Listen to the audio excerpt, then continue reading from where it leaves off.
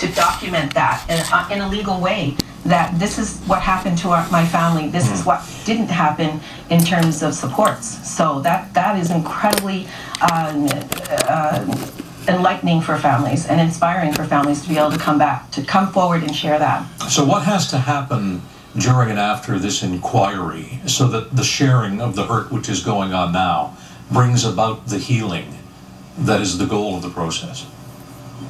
Well, the process so far, what it does do is it allows families to engage with health supports, with legal teams, and that actually, you know, starts the healing for a lot of families. It will be a different experience for every family. For some families, this is the first time that they've stepped forward. And for some, it'll be the last time that they'll speak because they have had justice.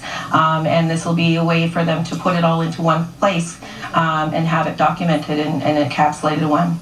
Finally, there may be others who wish to be heard but haven't arranged to speak. What can they do to make sure their feelings and ideas and experiences are in fact heard?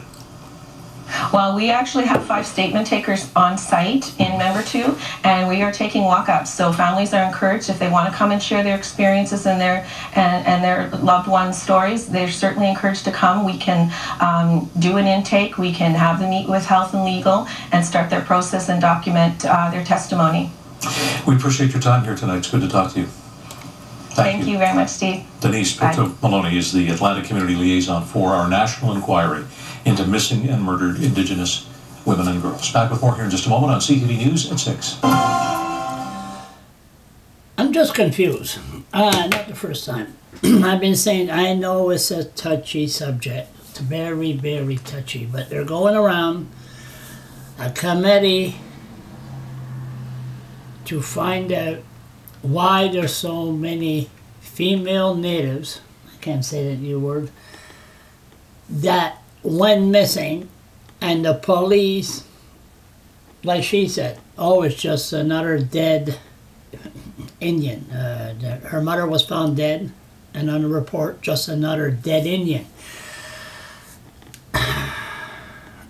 What I don't understand is going across Canada and listening. All right, if the police, like I always say, I'm a white guy, and I always say the justice system, the police, there's no justice here in New Brunswick. There's no justice for the poor, people with mental illness. There's no justice system at all. It doesn't exist. They charge you with summary, and if you're charged with summary, that means they don't give you the right to a lawyer. Legal aid will not give you a lawyer. Then you're forced to plead guilty and blah, blah, blah. Now, there's an issue, really, that they should tackle of injustice against the working poor and people with mental illness and, like they would say, the welfare bums.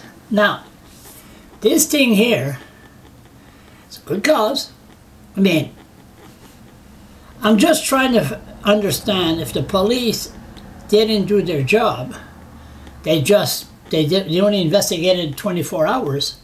Shouldn't these cops be charged for not investigating? Or, I mean, if it's a white woman, oh, they go all out. If it's an Indian, no, we're not. I mean, if a cop, like she said, just another dead Indian, that was in 1972. So there's a lot of missing Native women. So the cops are not doing their job. But why? The way I always look at it, if they turn around and they're going to talk about the drug issue in their family and the alcohol, and they came from a broken family, that's the reason they were on the street in the first place, and the recommendation will be give more money to rehab centers in the reserve. But the problem is it never reaches to the little guy on the reserve, because the Native council are acting like the white politicians. Touchy subject, but I think that they say justice for the natives, but should be also be justice for the other side too.